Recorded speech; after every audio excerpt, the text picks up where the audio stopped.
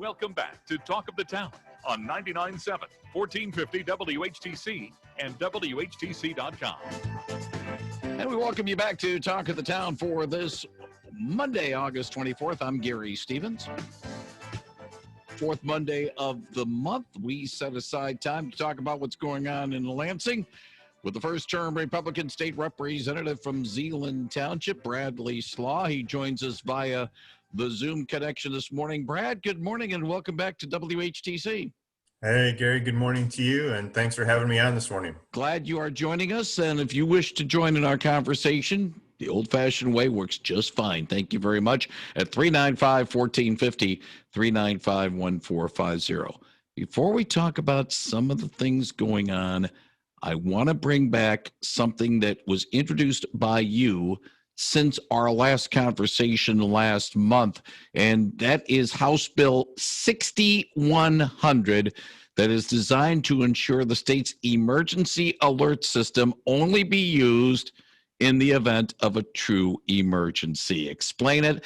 I think you and I are on the same wavelength in this particular legislation there, Brad. So, Gary, I had multiple people out of my area district give me a shout after the last emergency thing went off, when it was specifically the governor's notice that we were going to be forced to wear masks within any public environment. The material had been out, information had been out, news releases had gone out 3 days in advance of that emergency notice using the emergency alert system. And the people said to me, Brad, if it's going to get used like this, I'm just going to try and figure out ways to shut it off. Well, that isn't very helpful for an emergency alert system to have people shutting it off and shunting it somehow so that they're not having to listen to it. We really need to have a system. If it's an emergency alert system, that's what it ought to be used for, not for just getting information out. That's not what it's for. You know, if we've got a flood coming, if we've got a hurricane coming, if we've got a tornado coming, if we've got wildfire, those are things that are true emergencies, loss of life, loss of property, that you need to wear a mask is definitely doesn't fall in that. And you said a point that I've been making about many of these emergency notices, be it in this situation or even an Amber Alert. One of my complaints about Amber Alert is the fact that if it's used too often, we get the boy who cried wolf routine. And as you said, people will shut it off. And when something really bad does happen, they're not paying attention to it. That is exactly right. In fact, one of those people that said that to me was my son. He's like, you know what, I think I can figure a way to shut this off because I just don't need to know, things about a mask or that kind of thing. So and obviously you could be concerned about those kind of things as a parent. So there's my response was, hey, I think we can use this. It ought to be used all the time for, a person who's lost or those kinds of things, but it shouldn't be used for just announcements. If you got a question for State Representative Brad Slagh, he'll take it at 395-1450, 395-1450. The fact that the governor had this access to this emergency system has been a point of contention between the legislature and the executive branch. On Friday, the state appeals court sided with the governor in the justification for her to continue these emergency powers. It looks as if the legislature, the Republican leadership, will continue to press the matter on. Really, it's a constitutional question more than anything else, Brad, but if the first two rounds have gone to the governor's way, how can the Supreme Court change the course of this entire thing? Well, two things I think are really important to note that didn't come out much in the media. And one would be if you were to go back to the Court of Claims case, that single judge said, yep, the law allows, the way that the law works right now, it allows the executive, the governor, to continue up the process of being, and it's the 1945 law, allows that to continue on. If you jump to the Court of Appeals case, there is one justice. So it was a 2-to-1 ruling. Two justices said, no, we think this doesn't rise to a constitutional issue. One judge said, oh, yes, this does rise to a constitutional issue about the voice of the people not being able to be heard if the executive continues to do this. So I think there's real reason for us to take it to the Supreme Court and say, you know, there's thoughts within both of the cases, the write-ups around both of those cases that say there is some constitutional issue here about the voice of the people being silenced, which is really the legislature. And so I think we have a reason to continue on and to move it forward, and to expect that there could be a reason for the Supreme Court to say, yes, this is a constitutional issue. It actually goes against what the Constitution says, in that there are 3 branches of government and all 3 need to be active. 395-1450. Good morning. You're on the line with State Representative Brad Slagh. I have a question for the representative. You know, you're talking about not a national emergency. Don't you think this virus is a national emergency? A lot of people have died from this. Brad? Perfect. Yeah, is this an emergency? That I truly believe that the virus is deadly. It is contagious. It is going to continue to be a problem for us. So I believe all of those things. That is not the same as an immediate loss of life or immediate loss of property. And I think that's what an emergency system is designed for. The same information that went out on that emergency system by the governor on that day had been in the news, in the paper, on the radio, and other places for 3 days. That does not constitute an emergency. I think an emergency is truly an immediate loss, potential loss of life or of property, or someone who is really at risk, i.e. a juvenile who's we believe, been taken away, something like that. Well, okay, but also, you know, you're criticizing the governor all the time. You know, you guys are not, you're always criticizing, but you don't come up with any solutions besides what she's doing, do you? So in this particular case, the solution is using the system exactly what it was designed. Well, I think the caller was more or less saying, what plans do other alternative courses of action overall in this situation? And that's the point I believe the caller was trying to make, right, Wesley? Yes, Mm-hmm. it is. Perfect. Sorry that I didn't catch that the first time. It's a great question. One of the things that we have done is put together some plans for education, some other kinds of stuff, and are working to make those things happen. It's part of, and until the governor is interested in releasing the emergency declaration, the power is in her hands to be able to do as she pleases and what needs to happen. So. Okay, well, thank you. Bye. Thank you very much for the call. 395-1450, 395-1450. It's one thing to put out a plan, another one to have people listen to it and pay attention to it. And right now we're not seeing that from both sides of the aisle. But, that's we can have this discussion, Brad, for the remainder of our time. 395-1450, 395-1450. Today, Revenue Estimating Conference is set up maybe to give a game plan because, we need to have a state budget in place by the end of September. And right now we don't have one.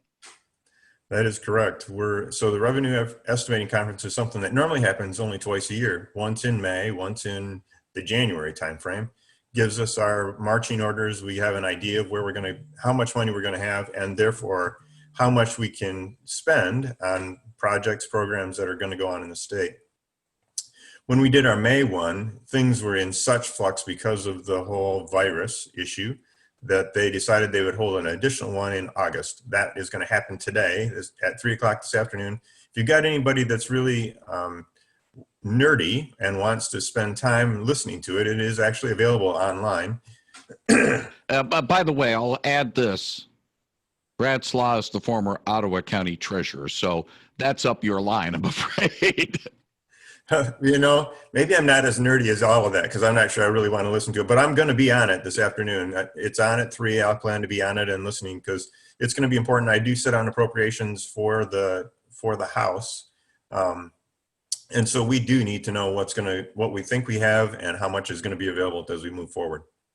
395-1450. Good morning. You're on the line with State Representative Brad Slagh. Good morning. What's the estimate about the loss of income with so many people out of work? I mean, they won't be able to pay their taxes, and the federal government can just keep the presses rolling, printing money. What does the state do? And as I said, my first question: what's the estimate of losses of income to the state? Perfect. Great question. I think we're going to have a better handle on that as of this afternoon, because there'll be the state treasurer weighs in on that, as well as the fiscal agencies, both from the House and from the Senate.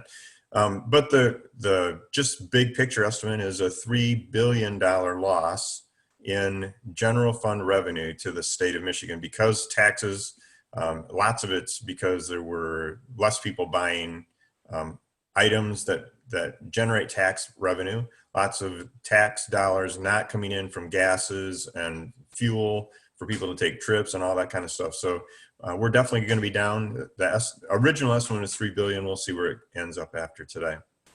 But aren't there people just flat out don't have jobs? They just don't have their money to pay their taxes.